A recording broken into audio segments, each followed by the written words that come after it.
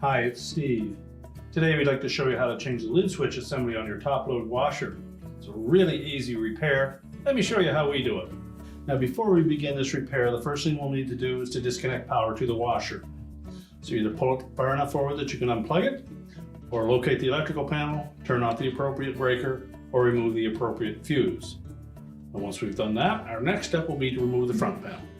So to remove the front panel, we're going to take a stiff putty knife, and we'll come in about 4 inches from either edge, go into this gap between the front panel and the main top, and we'll make contact with a spring clip. We're simply going to push the putty knife in. At the same time, we'll pull the front panel forward. Do the same on the opposite side. Just tilt that panel down a bit and lift it away from the two support brackets on the bottom.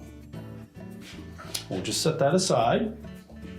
Now our next step will be to remove these two screws that secure the main top to the cabinet. A 1/4 inch hex head screw. Now next we'll just lift up slightly on the front of that top panel. And then we need to pull it slightly forward. There are two little hooks at the back that sit on top of that cabinet that we need to disengage that main top from. So once we popped it up far enough, we can pull it back just slightly. Now there's a harness that connects the lid switch to the wire harness in behind the console. Normally you pull that out far enough that you can access that connector. Just squeeze the two release tabs and remove it. If there's not enough length to pull that harness out, we can remove screws across the top of that control panel and lift that out of the way. So we'll go ahead and do that. These screws across the top may be either a Phillips screw or a number 20 Torx screw.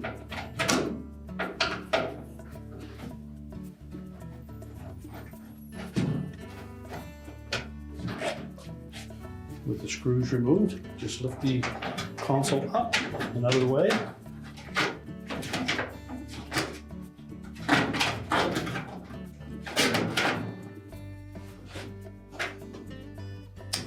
You can then access that wire harness connector for the lid switch.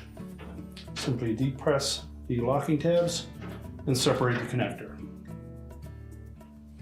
We can now take the main top off, or we can change that switch. Now with the main top sitting on a suitable work surface, we flipped it upside down so that we can remove these two mounting screws. These are normally a number 2 Phillips screw.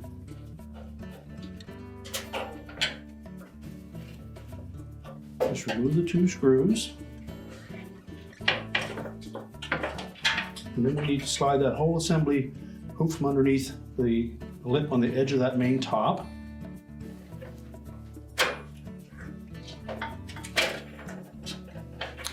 We'll lift this side out first, remove the whole assembly and discard it.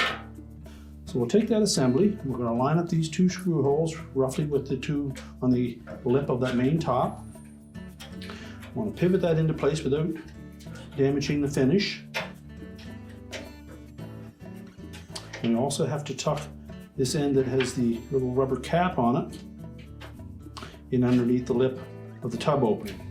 So you want to lift up on the actuator, set it up on top of that probe, and then just pivot that whole assembly into place.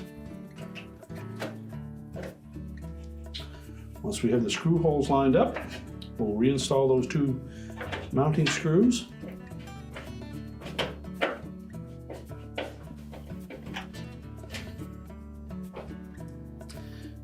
And the holes in the switch assembly are not pre-threaded, so we want to make sure that we have those screws nice and straight while we cut in the new threads.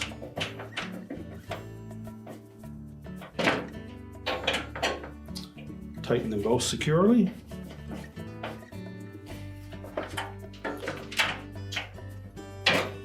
And now we're ready to take that main top and put it back on the washer. Now when reinstalling the main top, we want to make sure that we line up these slots on either side of the bottom of that main top with these little hooks that are on top of the cabinet. So we'll position it so that they sit down over top of those hooks.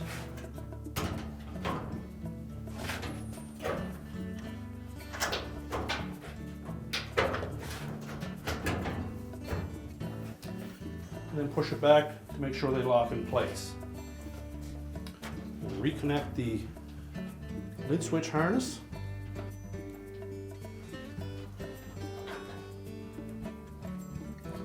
And make sure that the locking tabs engage. We'll then take the control panel, we'll line up those 3 tabs in the bottom with the slotted openings on the main top. And then tuck it over the back panel, where we can reinstall the 4 screws to secure that in place.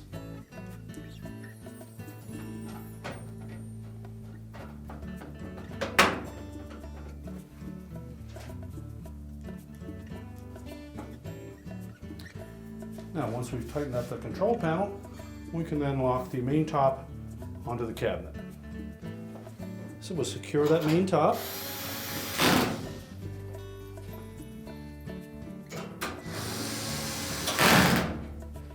And now we're ready to put the front panel back on.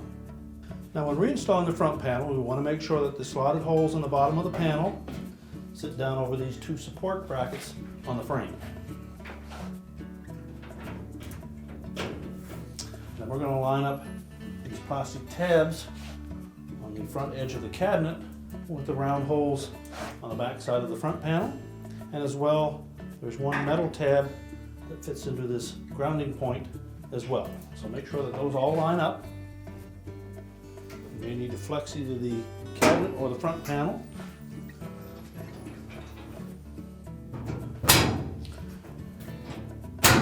And then snap the front panel against the cabinet. And now we're ready to push the washer back into position. We're now ready to push the washer back into place, reconnect the power, and your repair is complete.